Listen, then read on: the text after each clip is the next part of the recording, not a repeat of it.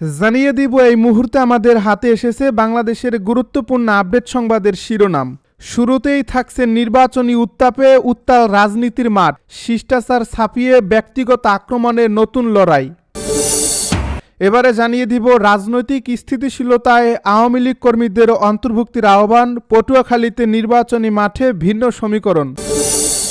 এদিকে নেতার পেছনে জীবন বিলিয়ে দেওয়া সেই কর্মীর করুণ পরিণতি, রাজনীতির নিষ্ঠুর বাস্তবতায় ছাত্রলীগের নেতা সাদ্দাম হোসেন। সব শেষে জানিয়ে দিব জনগণের ভোটেই ক্ষমতার উৎস বলছে বিএনপি নেতা মির্জা আব্বাস। এতক্ষণ শুনছিলেন হাতে থাকা আপডেট সংবাদের শিরোনাম, এবারে বিস্তারিত। তবে তার আগে অনুরোধ রইল ভিডিওটিতে একটি লাইক এবং কমেন্ট করে জানিয়ে দিন ভিডিও সম্পর্কে আপনার মূল্যবান মতামত। আরও জানিয়ে দিন ভিডিওটি কোথা থেকে দেখছেন বা কোন জেলা থেকে দেখছেন। নির্বাচনী উত্তাপে উত্তাল রাজনীতির মাঠ, শিষ্টাচার ছাপিয়ে ব্যক্তিগত আক্রমণের নতুন লড়াই। আসন্ন ত্রয়োদশ জাতীয় সংসদ নির্বাচনকে কেন্দ্র করে দেশের রাজনৈতিক অঙ্গনে উত্তাপ ও অসহিষ্ণুতা ক্রমেই চরম আকার ধারণ করছে। নির্বাচনী ডামাডোল শুরুর পর থেকেই বড় রাজনৈতিক দলগুলোর মধ্যে যে বাকযুদ্ধ শুরু হয়েছে তা এখন আর কেবল নীতি বা আদর্শের লড়াই সীমাবদ্ধ নেই, বরং তা গড়াচ্ছে ব্যক্তিগত আক্রমণ ও কাদা ছোড়াছুরিতে। বিশেষ করে বিএনপি, জামায়াতে ইসলামী এবং জাতীয় নাগরিক কমিটির শীর্ষ নেতাদের পাল্টাপাল্টি হুঙ্কার ও কঠোর মন্তব্যে ভোটের মাঠে রাজনৈতিক সৌজন্যবোধ এখন বিলুপ্ত প্রায়। গত শুক্রবার পঞ্চগড়ের জনসভায় জামায়াত আমিরের পরোক্ষ ইঙ্গিতপূর্ণ বক্তব্য এবং তার জবাবে শনিবার বিএনপি মহাসচিব মির্জা ফখরুল ইসলাম আলমগীরের স্বাধীনতা যুদ্ধের প্রসঙ্গ টেনে আনা দুই দলের মধ্যে দীর্ঘদিনের সুপ্ত বিভেদকে আবারও প্রকাশ্যে এনেছে। রাজনৈতিক বিশ্লেষকদের মতে জুলাই গণ অভ্যুত্থানের পর দেশের মানুষ যে দায়িত্বশীল ও ঐক্যবদ্ধ রাজনীতির স্বপ্ন দেখেছিল, বর্তমানের এই অসহিষ্ণু চরিত্র তার সম্পূর্ণ বিপরীত। ঢাকা বিশ্ববিদ্যালয়ের রাষ্ট্রবিজ্ঞান বিভাগের অধ্যাপক মোহাম্মদ আইনুল ইসলাম মনে করেন, ভোটের রাজনীতি পুরনো ও নেতিবাচক ধারায় ফিরে যাওয়া গণতন্ত্রের জন্য একটি বড় অশনি সংকেত। একই সাথে নির্বাচন কমিশনের সাবেক অতিরিক্ত সচিব জেসমিন টুলিও ক্ষোভ প্রকাশ করে বলছেন যে জনগণ যখন উন্নয়ন, কর্মসংস্থান ও অর্থনৈতিক সংস্কারের স্পষ্ট রূপরেখা শোনার অপেক্ষায়, তখন শীর্ষ নেতাদের এমন দায়িত্বহীন কাদা ছোড়াছুরি সাধারণ ভোটারদের আশাহত করছে। রাজনৈতিক স্থিতিশীলতায় আওয়ামী লীগ কর্মীদের অন্তর্ভুক্তির আহ্বান, পটুয়াখালীতে নির্বাচনী মাঠে ভিন্ন সমীকরণ। গণ অভ্যুত্থানের পরবর্তী পরিস্থিতিতে দেশের রাজনৈতিক প্রেক্ষাপট দ্রুত পরিবর্তিত হচ্ছে, যেখানে কার্যত নিষ্ক্রিয় হয়ে পড়া আওয়ামী লীগের নেতাকর্মীদের সামাজিক ও রাজনৈতিক মূল ধারায় ফিরে আনার বিষয়টি এখন আলোচনায়। বিশেষ করে স্থানীয় পর্যায়ে দেখা যাচ্ছে আওয়ামী লীগের সাধারণ নেতাকর্মীরা জীবন বাঁচাতে এবং এলাকা টিকিয়ে রাখতে বিএনপি, জামাত কিংবা গণ অধিকার পরিষদের মতো দলগুলোর সাথে মিশে গিয়ে কার্যক্রম পরিচালনা করছেন। রাজনৈতিক বিশ্লেষক এবং স্থানীয় নেতৃবৃন্দের মতে আওয়ামী লীগের মতো একটি বৃহৎ সংগঠনের একটি ক্ষুদ্র অংশ অপরাধের সাথে জড়িত থাকতে পারে, কিন্তু বিশাল একটি জনগোষ্ঠীকে ঢালাওভাবে অপরাধী হিসেবে গণ্য করা সমীচীন হবে না।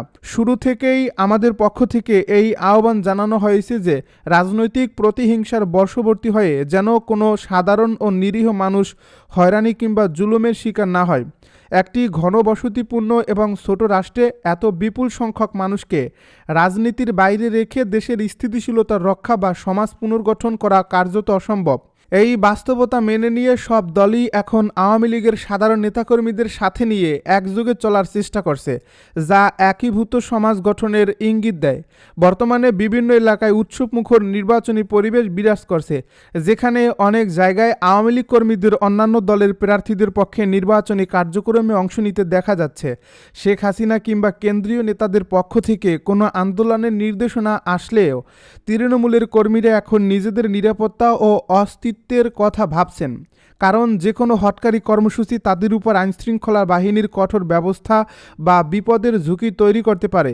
বর্তমান পরিস্থিতিতে পটুয়াখালী সহ দেশের বিভিন্ন আসনের প্রার্থীরা মনে করছেন আওয়ামী লীগের নেতাকর্মীরা যদি মূল ধারার রাজনৈতিক দলগুলোর সাথে মিলেমিশে থাকে তবেই তারা সবচেয়ে বেশি নিরাপদ থাকবে। রাজনীতি কারোর জন্য চিরতরে বন্ধ করা সম্ভব নয়। একটি দল নিষিদ্ধ হলেও মানুষের নিজস্ব রাজনৈতিক মতাদর্শ চর্চার অধিকার থাকে। এদিকে সোশ্যাল মিডিয়ায় ছড়িয়ে পড়া শেখ হাসিনার সাম্প্রতিক বিভিন্ন বক্তব্য নিয়ে জনমনের সংশয় রয়েছে।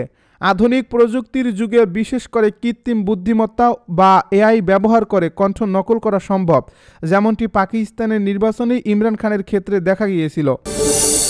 নেতার পেছনে জীবন বিলিয়ে দেওয়া সেই কর্মীর করুণ পরিণতি, রাজনীতির নিষ্ঠুর বাস্তবতায় ছাত্রলীগের নেতা সাদ্দাম হোসেন নামের এক রাজনৈতিক কর্মীর জীবনের চরম ট্র্যাজেডি বর্তমানে টক অব দ্য কান্ট্রি। গণমাধ্যমে উঠে আসা তথ্য অনুযায়ী ছাত্রলীগের সক্রিয় কর্মী হিসেবে গত 15 বছর রাজপথে নিবেদিত থাকা এই তরুণের জীবনে নেমে এসেছে নিকষ অন্ধকার।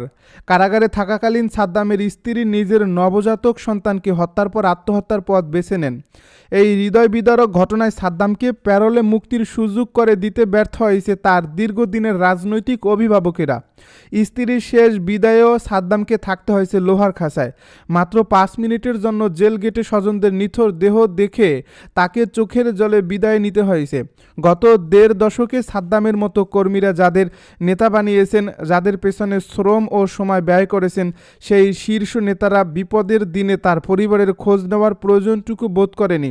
রাজনীতির এই নিষ্ঠুর চিত্র শুধু এক দলের নয়, বরং গত 15 বছরের ইতিহাসে বহু দলের নিবেদিত প্রাণ কর্মীদের ক্ষেত্রে একই দৃশ্য বারবার ফিরে এসেছে। যখন জেল জুলুম আর অভাবের তাড়নায় কর্মীর স্ত্রী সন্তান বিষ পানের মতো চরম পথ বেছে নেয়, তখন সেই নেতাদের ভূমিকা নিয়ে উঠছে বড় প্রশ্ন। বিশেষ করে সংকটকালীন সময়ে অনেক প্রভাবশালী নেতার মুঠোফোন বন্ধ থাকা কিংবা ধরাছোঁয়ার বাইরে চলে যাওয়ার প্রবণতা তৃণমূলের কর্মীদের অসহায়তার দিকে ঠেলে দিয়েছে। জনগণের ভোটেই ক্ষমতার উৎস বলছে বিএনপি নেতা মির্জা আব্বাস। বিএনপির স্থায়ী কমিটির সদস্য ও ঢাকা 8 আসনে বিএনপি মনোনীত ধানের শীষের প্রার্থী মির্জা আব্বাস বলেছেন, জনগণের ভোটেই ক্ষমতার একমাত্র উৎস। নির্বাচনে আসন দেওয়ার মালিক কোনো দল বা গোষ্ঠীর কেউ নয়, আল্লাহ, জনগণই একমাত্র সিদ্ধান্তকারী। রোববার দুপুরে নিজের নির্বাচনী এলাকা মালিবাগ, মমিনবাগ ও শাহজাহানপুরে ধানের শীষে ভোট চেয়ে গণসংযোগকালে সাংবাদিকদের এসব কথা বলেন তিনি। মির্জা আব্বাস বলেন, এলাকার জনগণ যেভাবে 1991, 1996 ও 2001 সালে আমাকে ভালোবেসে ভোট দিয়েছিলেন, আজও তারা আমার ও আমার দলের কার্যক্রম বিবেচনা করে আবারও ভোট দিয়ে নির্বাচিত করবেন ইনশাল্লাহ। জামায়াতের আমির সম্প্রতি ফ্যামিলি কার্ড ও কর্মসংস্থান নিয়ে যে বক্তব্য দিয়েছেন তা নিয়ে নানা প্রশ্ন উঠছে। তারা বলছেন, বেকার ভাতা নয়, কর্মসংস্থান সৃষ্টি করবেন, বিষয়টি জনগণই মূল্যায়ন করবে। এক স্বতন্ত্র প্রার্থী নির্বাচিত হলে আবার বিএনপিতে ফিরবেন এ প্রসঙ্গে মির্জা আব্বাস বলেন, এটি সম্পূর্ণ তার ব্যক্তিগত বিষয়, এ বিষয়ে আমার কিছু বলার নেই। জামায়াতের এক প্রার্থী বলেছেন, ঢাকার সব আসনে তারা জয়ী হবে, একটাই দিব না। সাংবাদিকদের এমন প্রশ্নের জবাবে মির্জা আব্বাস বলেন, একজন প্রার্থী বলেছেন, ঢাকা শহরে তারা আমাদের কোনো সিট দেবে না। আমার প্রশ্ন, আসন দেওয়ার মালিক তারা কে? আসন দেওয়ার মালিক আল্লাহ ও জনগণ। জনগণের উপরে কথা বলার স্বেচ্ছাচারিতা ও অগণতান্ত্রিক আচরণ, তারা এসব বলার শক্তি পায় কোথা থেকে?